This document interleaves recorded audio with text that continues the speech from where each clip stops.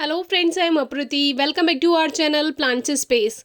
कुछ काम हमें बिना स्वार्थ के भी करना चाहिए। हर काम में फ़ायदा और नुकसान नहीं देखना चाहिए। इसका एग्जाम्पल आपसे आज शेयर करेंगे। साथ ही जो हमारे डेली व्यूअर हैं उनको तो पता है, लेकिन जो हमारे नए व्यूअर हमसे जुड़े हैं उनको भी ये बात पता होनी चाहिए। और आपको चाहे गार्डनिंग का शौक है या नहीं है, आपको प्लांट्स लगाना आता है या नहीं, ये वीडियो सभी के लिए है। तो इस वीडियो को बहुत ध्यान से देखिएगा, आपको काफ़ी कुछ सीखने के लिए मिलेगा। हमने अपने टेरेस गार्डन में लेमन प्लांट्स लगाए हुए हैं, जिसमें हमें ठीक सी हार्वेस्टिंग मिल जाती है, लेमन मिल जाते हैं, जिसको हम एक साथ कभी हार्वेस्ट नहीं करते हैं। क्योंकि आपने काफ़ी गार्डनर्स को देखा होगा, वो हार्वेस्टिंग में सारे ही फ्रूट्स जो है एक साथ कट कर लेते हैं। लेकिन हमारा क्या है, जैसे जैसे हमें किचन में इसका यूज़ होता है वैसे वैसे हम अपने प्लांट से इसको हार्वेस्ट करते हैं। जैसे आज एक नींबू की ज़रूरत है तो आज इसको हार्वेस्ट कर लिया, फिर 2 या 3 दिन बाद फिर ज़रूरत पड़ी तो फिर उसको हार्वेस्ट कर लिया। इस तरह से हम एक एक करके ही लेमन प्लांट से लेमन हार्वेस्ट करते हैं। और थोड़ा बहुत नुकसान बंदर भी कर जाते हैं। और नींबू की कई किस्में होती हैं, कुछ 12 महीने इसमें फ्रूटिंग होती है, कुछ में साल में एक बार होती है। तो इस हिसाब से जो लेमन प्लांट होते हैं अलग अलग वैरायटी उनमें होती हैं। तो आपको आज ये बताना है, चाहे आप गार्डनिंग आती हो आपको या नहीं आती हो, आपको अपने गार्डन में या छत पर, गार्डन नहीं भी है तो भी एक लेमन प्लांट ज़रूर रखिए। आपके यहाँ माली आते हैं तो उनसे आप लगवा सकते हैं। आपको नई गार्डनिंग आती है तो इसमें कोई भी केयर नहीं करनी होती है। अगर आपको उसकी फ्रूटिंग नहीं भी चाहिए ना, तो भी आप उसको बस एक बार लगवा दीजिए और बस 2-1 दिन में पानी देते रहिए। कुछ नहीं करना है, बस आप लेमन प्लांट अपने छत पर या बैल्कनी में ज़रूर रखें, जहाँ पे कम से कम 4 घंटे की धूप ज़रूर आती हो।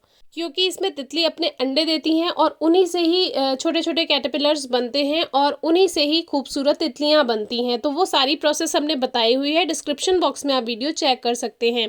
तो इस बार इसमें कॉमन मॉर्मन निकली थी, जो कि ब्लैक कलर की होती है। हर बार लाइम बटरफ्लाई आपसे शेयर करते हैं। तो नींबू के पौधे पर 2 तरह की तितलियां अंडे देती हैं। एक होती है लाइम बटरफ्लाई, दूसरी होती है ये ब्लैक कलर की कॉमन मॉर्मन बटरफ्लाई।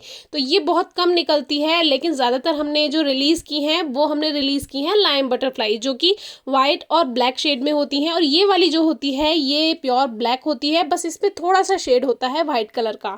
मेल में वाइट कलर होता है ब्लैक के साथ, और जो फीमेल होती है उसमें नीचे की तरफ बहुत सारे शेड्स होते हैं, जो कि आप आगे वीडियो में देखेंगे। तो ये जो पहले निकल रही है ये मेल कॉमन मॉर्मन बटरफ्लाई है। इसके बाद दोबारा जो निकलेगी वो फीमेल कॉमन मॉर्मन बटरफ्लाई होगी। दूसरी बात, जो लाइम बटरफ्लाई होती है और जो कॉमन मॉर्मन बटरफ्लाई होती है, दोनों के कैटरपिलर्स लगभग लगभग सेम ही होते हैं और दोनों का प्यूपा भी लगभग लगभग सेम ही होता है। इनको डिफ्रेंशिएट नहीं किया जा सकता।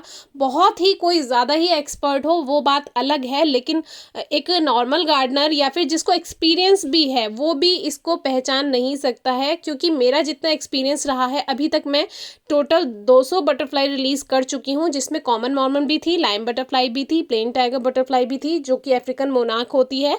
तो मेरा एक्सपीरियंस ये रहा कि मैं तो इनको डिफ्रेंशिएट नहीं कर पाई, इसमें कोई अंतर नहीं पहचान पाई। बिल्कुल बिल्कुल सेम कैटरपिलर होते हैं और बिल्कुल सेम प्यूपा होता है, तो बहुत मुश्किल होता है इनको पहचानना।